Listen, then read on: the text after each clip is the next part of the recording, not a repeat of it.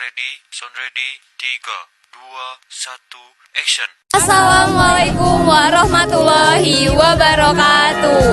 Yang terhormat Bapak Taufik Maryusman, Sarjana Gizi, Magister Pendidikan, selaku dosen pengampu bioetika dan kesehatan masyarakat. Kami dari kelompok 3 izin memperkenalkan diri. Nama saya Ulfa Fitria selaku moderator 1. Saya Utika Trilamadona sebagai tim dokumentasi. Saya Putri Maharani sebagai editor. Saya Dwi Putri selaku notulensi.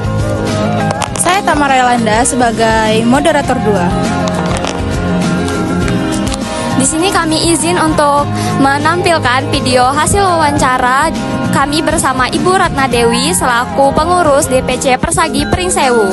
Selamat menyaksikan. Assalamualaikum warahmatullahi wabarakatuh. Sebelumnya begini ya Bu ya, sebelumnya izin memperkenalkan diri, nama saya Ulfa Fitria dan juga teman-teman saya. Saya Tamara Yolanda. Saya Sendiri Maharani. Baik, mungkin kami mahasiswa gizi semester 5 begitu Ibu dari Universitas Aisyah Pringsewu izin terkait sebelumnya kami mengucapkan terima kasih atas waktunya dari sela-sela kesibukan yang sudah dari banyaknya kesibukan Ibu begitu menyempatkan waktu untuk berdiskusi dan wawancara bersama kami begitu Bu. Jadi sebelumnya wawancara kami ini terkait etika profesi nutrisionis. Jadi selain untuk pemahaman kami lebih mendalam mungkin karena kan kami masih mahasiswa yang mungkin belum terlalu paham terkait di lapangannya bagaimana begitu Bu ya.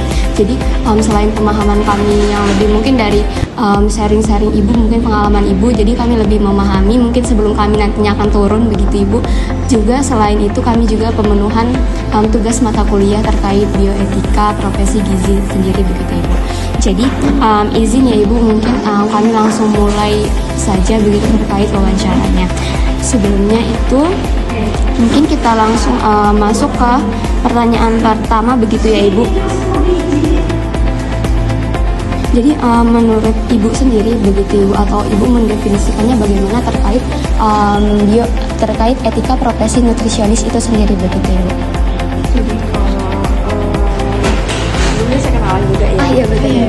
Kalau di sini saya Ratna Dewi sebagai nutrisionis di Puskesmas, tapi kalau di Persagi juga saya sebagai anggota. Jadi membahas mengenai etika profesi nutrisionis itu kan sangat ini ya, saat ini kan sedang booming ya mengenai nutrisionis. Jadi nutrisionis itu kan dalam bekerja, dalam menerapkan ilmunya di tempat kerja ataupun di sehari-hari itu memiliki etika profesi, di mana etika profesi nutrisionis itu adalah prinsip dan nilai-nilai yang dimiliki oleh seorang nutrisionis dalam mengerjakan tugasnya kepada klien. Seperti itu. Jadi prinsip atau nilai-nilai itu sendiri harus ditanamkan sebelum kita melakukan pekerjaan, ya kita harus pahami prinsip dan nilainya.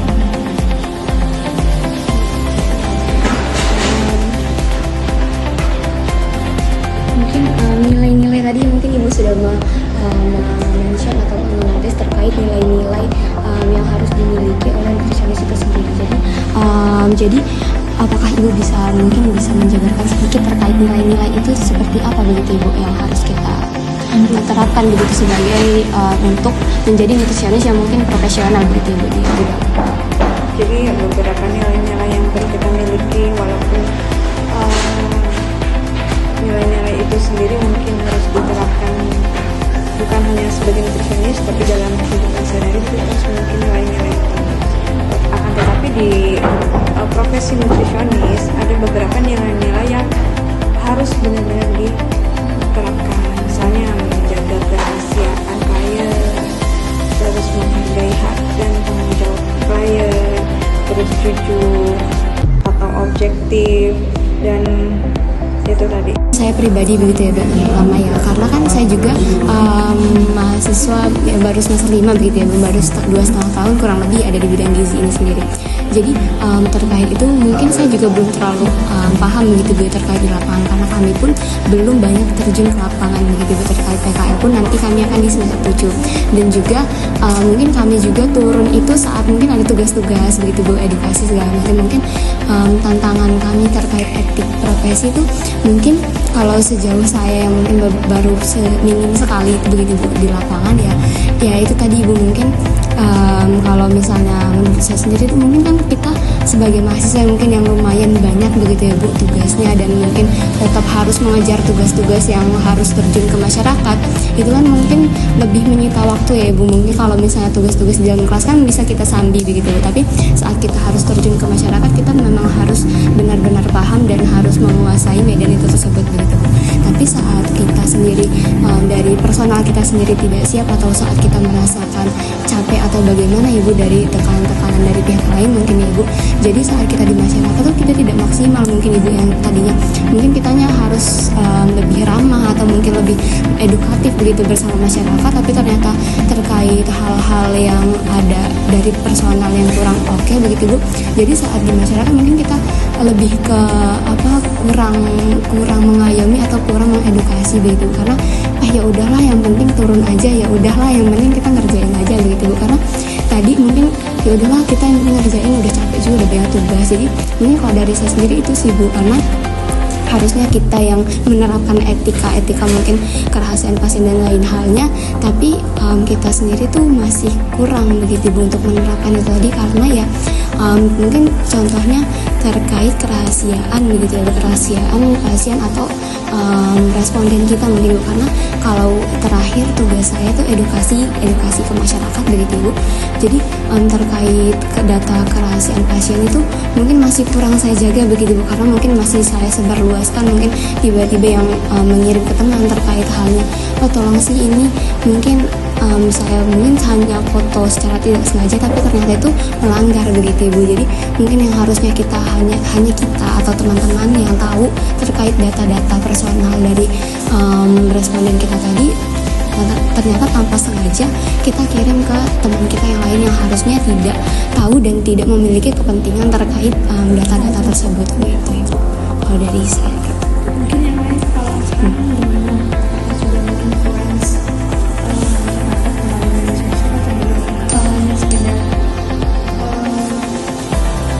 masih sekitar dokumentasi pribadi aja sebenarnya, atau sudah influence? Kalau mau influence sendiri sepertinya kalau dari saya pribadi sepertinya belum Ibu. Jadi kami sekarang mengedukasi atau mengkonseling, seperti kemarin saya mendapatkan sasaran itu untuk anak SMA. Jadi menggunakan media permainan Ibu untuk mengedukasi mereka sendiri. Jadi kalau untuk publikasi hanya menggunakan permainan itu sendiri, dan untuk kebutuhan penguploadan artikel atau submit jurnal Ibu, seperti itu.